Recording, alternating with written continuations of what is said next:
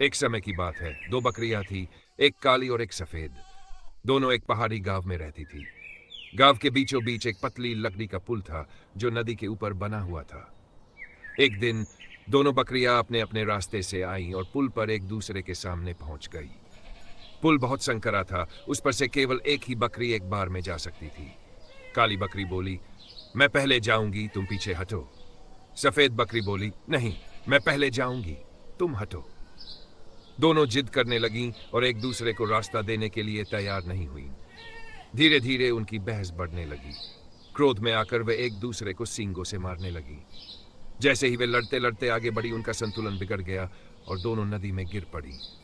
पानी का बहाव तेज था और वे बहकर दूर चली गई। ये देखकर पास में खड़ा एक बूढ़ा बकरी सोचने लगा, अगर ये समझदारी से काम लेती तो आसानी से पुल पार कर सकती थी। कुछ दिन बाद उसी पुल पर दो और बकरियां आईं। उन्होंने एक दूसरे को देखा और समझदारी से काम लिया। एक बकरी नीचे बैठ गई, जिसे दूसरी आराम से उसके ऊपर से गुजर गई। इस तरह दोनों ने बिना लड़े पुल पार कर लिया।